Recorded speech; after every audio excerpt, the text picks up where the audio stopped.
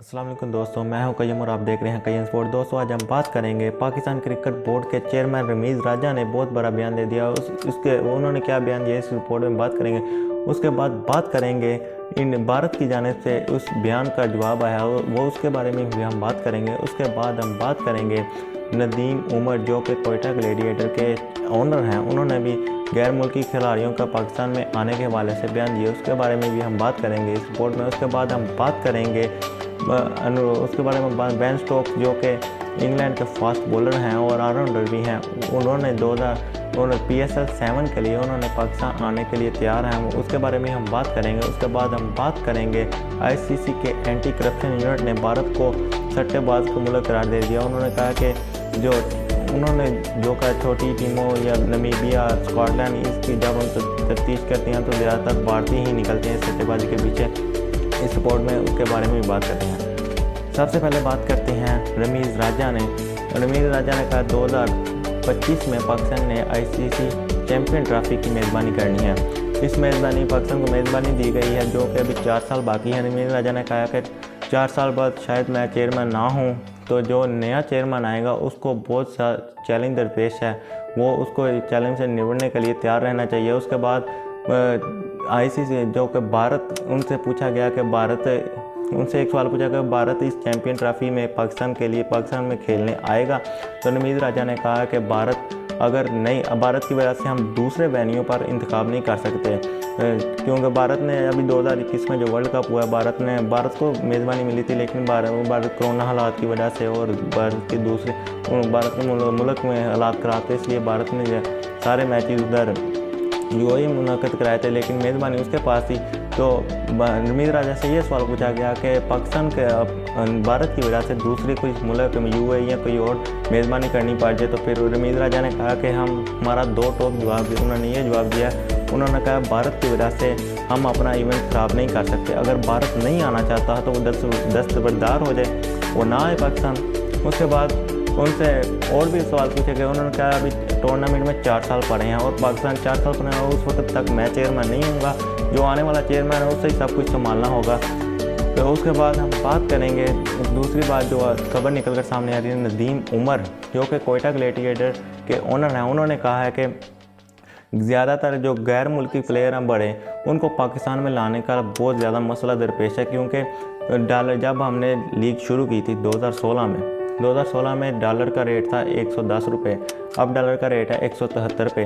तो हमारे लिए बहुत पॉसिबल ही नहीं है ख़रीदना। ज़्यादा बड़े प्लेयरों को बुलाते हैं तो वो ज़्यादा मुआवजा मांगते हैं, जो कि हमारे जो फ्रेंचाइज हमारी टीमें हैं वो सारे में जा रही हैं, तो हम 173 कहाँ से अफोर्ड करें।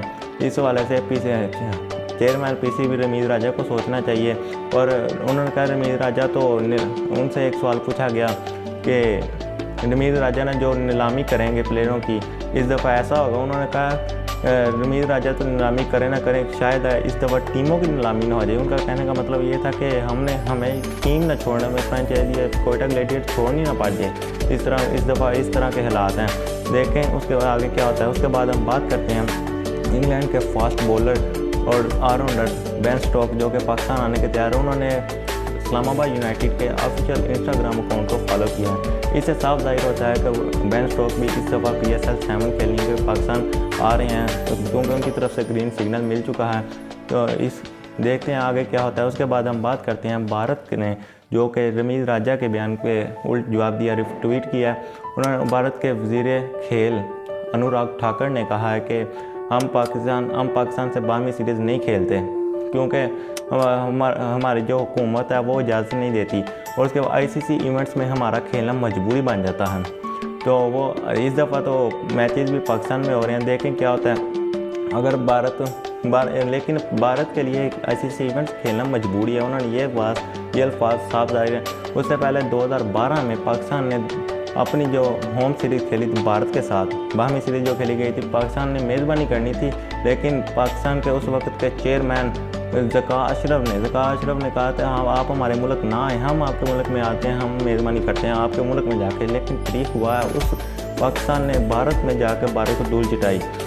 पाकिस्तान ने वनडे सीरीज 3-2 के मार्जिन से जीती और उसके बाद से आज तक भारत ने पाकिस्तान के साथ बाहमी सीरीज़ नहीं खेली। आईसीसी इवेंट्स में मुकाबला होता है वो भी इस वजह से भारत को ये गुरूर था कि हम हर आईसीसी इवेंट जीत सकते हैं। हम पाकिस्तान को आईसीसी इवेंट जो होता है वर्ल्ड कप उसमें पाकिस्तान हमें हरा नहीं सकता, लेकिन इस दफ़ा वो भी गुरूर उनका खाक में मिल गया। अब वो जो आईसीसी चैम्पियन ट्रॉफी 2025 में होनी है उस हवाले से भारत में टॉप ट्रेंड यही रहा कि हम अपनी टीम पाकिस्तान नहीं भेजेंगे, हम पाकिस्तान को भी चाहिए कि यूएई में इनेकाद कराए। लेकिन अभी तक आईसीसी का ये दो टोक फैसला है कि जिसको मेज़बानी दी गई है उस मुल्क में कराई जाएगी, क्योंकि अगर भारत ना करता है कि हम नहीं जाएंगे तो भारत टूर्नामेंट से दस्तबरदार हो जाए, उसके पॉइंट दूसरी टीमों को मिल जाएंगे। लेकिन पाकिस्तान, क्योंकि रमीज़ राजा ने यह भी कहा कि पाकिस्तान ऐसा पॉइंट्स कटे, पाकिस्तान ने आराम से टीमें बुलानी शुरू किया। इतनी मुश्किल से हमें मेज़बानी मिली है किसी आईसीसी इवेंट के। 2011 में भी पाकिस्तान को आईसीसी इवेंट की मेज़बानी ज़रूर मिली थी, लेकिन 2009 के हमले की वजह से टीमों ने आने से इनकार कर दिया था, जिसकी वजह से पाकिस्तान को मेज़बानी से हाथ धोना पड़ गया था। उसके बाद हम बात करते हैं जो अगली खबर है एंटी करप्शन यूनिट के हवाले से। आईसीसी के एंटी करप्शन यूनिट ने इंकशाफ किया है कि ज़्यादातर जो सट्टेबाजी होते हैं, जो क्रिकेट के पीछे जुआ होता है, वो ज़्यादातर भारत के खिलाड़ियों की तरफ भारतीय प्लेयर की जानिब से आते हैं। भारत के ज़्यादातर भारत के बशिंदे होते हैं। पहले जब हमने नमीबिया, स्कॉटलैंड, हालांकि छोटी टीमों की हमने जब तफ्तीश करते हैं तो ज़्यादातर पीछे से भारतीय ही निकलते हैं। उन्होंने कहा भारत को इस हवाले से सख्त नज़रसानी करनी होगी, ज़्यादा से ज़्यादा रोकने चाहिए, नहीं तो क्रिकेट में फिर ये करप्शन वगैरह रोकी नहीं जा सकती।